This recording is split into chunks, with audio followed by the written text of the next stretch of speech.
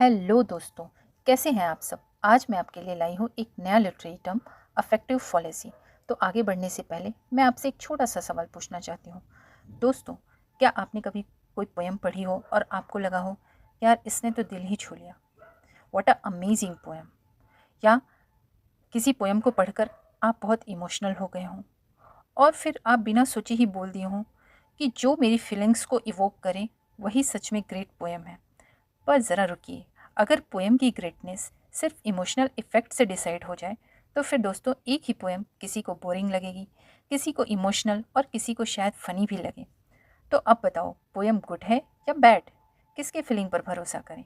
यहीं पे आता है एक बहुत इंपॉर्टेंट लिटरेरी कॉन्सेप्ट, अफेक्टिव फॉलेसी, जो हमें सिखाता है कि किसी पोएम को सिर्फ फीलिंग से जज करना एक बिग मिस्टेक है। और आज के सेशन में हम स्टेप बाय स्टेप समझेंगे अफेक्टिव फॉलेसी क्या है, किसने दिया था ये टर्म, ये गलती क्यों मानी जाती है क्रिटिसिज्म में, और सही तरीका क्या है किसी पोएम को जज करने का।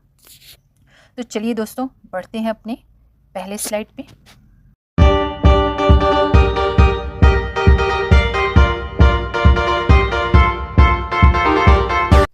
अफेक्टिव फॉलेसी लिटरेरी क्रिटिसिज्म का कॉन्सेप्ट है। यह टर्म सबसे पहले W.K. विम्सेट और M.C. बेर्डस्ले ने 1946 में इंट्रोड्यूस किया था।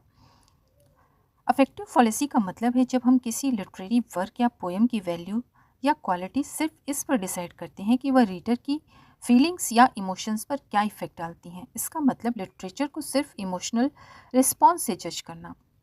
अगर हर रीडर अपनी फीलिंग के बेस पर किसी वर्क को जज करेगा तो लिटरेचर का कोई फिक्स मीनिंग या एनालिसिस पॉसिबल नहीं होगा। इससे क्रिटिसिज्म सब्जेक्टिव हो जाता है और साइंटिफिक या ऑब्जेक्टिव तरीके से इवैल्यूएशन नहीं हो पाता। यह कॉन्सेप्ट रिलेटेड है इंटेंशनल फॉलेसी, मीन्स ऑथर की इंटेंशन से रिलेटेड गलतियाँ।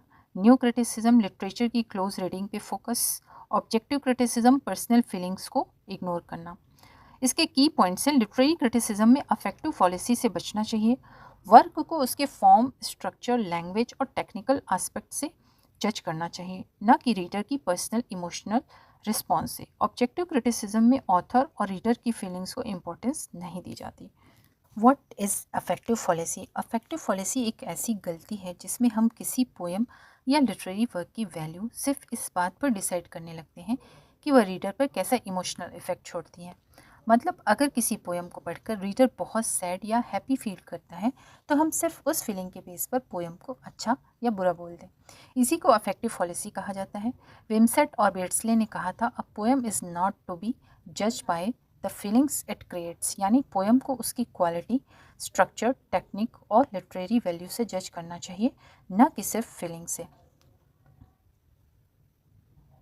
फोकस हमेशा टेक्स्ट पर होना चाहिए, रीडर की इमोशंस पर नहीं। क्रिटिसिज्म में ये गलती अवॉइड करनी चाहिए कि हम सिर्फ अपने इमोशनल रिस्पॉन्स के बेसिस पर किसी वर्क को इवेलुएट करें। टेक्स्ट की ओरिजिनल क्वालिटीज़ पर ध्यान देना चाहिए, लैंग्वेज, इमेजरी, स्ट्रक्चर वगैरह वगैरह। ये देखते हैं इसका की आइडिया और कोर आर्ग्यूमेंट। विम्सेट एंड बियर्डस्ले का मेन आर्ग्यूमेंट ये था, अगर हम पोएम या लिटरेरी वर्क को सिर्फ रीडर के इमोशनल रिस्पॉन्स से जज करेंगे तो खुद poem as an object of critical judgement गायब हो जाएगी।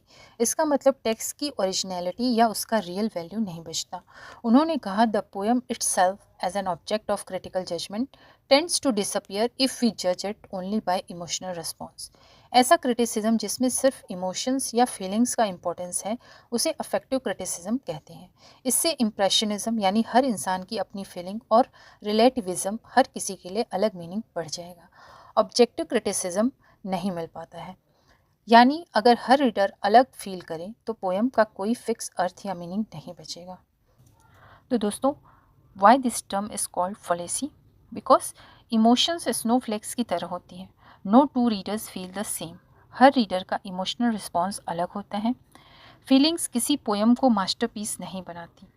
इसका मतलब है कि किसी पोएम या लिटरेचर की क्वालिटी को उसके रीडर की इमोशंस के आधार पर जज करना एक गलती है। रियल क्रिटिक्स को इन एलिमेंट्स पर फोकस करना चाहिए। फॉर्म, पोएम का फॉर्मेट और स्ट्रक्चर पोएम की बनावट, लैंग्वेज, शब्दों का यूज़, इमेजरी, पोएम में visual details, device, metaphors, Simli और दूसरे लिटरेरी डिवाइसेस। क्रिटिक को पोएम के इनर वर्किंग पर फोकस करना चाहिए, न कि रीडर्स की हार्ट स्ट्रिंग्स पर। तो दोस्तों, अब हम समझ चुके हैं कि अफेक्टिव फॉलेसी का मतलब है किसी लिटरेरी वर्क को सिर्फ इस आधार पर जज करना कि उसने हमें कैसा फील कराया। लेकिन याद रखिए, लिटरेचर का असली मूल्य उसके टेक्स्ट में होता है, न कि रीडर्स की इमोशंस में। विमसेट और बियर्डस्ले का मैसेज बहुत क्लियर था। Criticism should focus on the text, not on the readers feelings. तो अगली बार जब आप किसी पोएम या नॉवल को इवैल्यूएट करें तो पहले देखें उसका स्ट्रक्चर कैसा है, लैंग्वेज, इमेजरी, सिंबल्स कैसे यूज़ हुए हैं, थीम कैसे डेवलप हुआ है, और फिर बाद में सोचें कि उस टेक्स्ट ने आपको कैसा फील कराया। Because emotions change from reader to reader, लेकिन टेक्सुअल फीचर्स हमेशा सेम रहते हैं और वही लिटरेचर को स्ट्रॉन्ग बनाते हैं।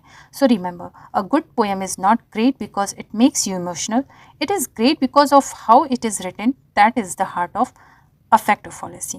अगर ये कॉन्सेप्ट क्लियर हो गया हो तो वीडियो को लाइक, शेयर और कमेंट जरूर करें और बताइए कि अगला टॉपिक कौन सा चाहिए। Thanks for watching, see you in the next class, bye bye.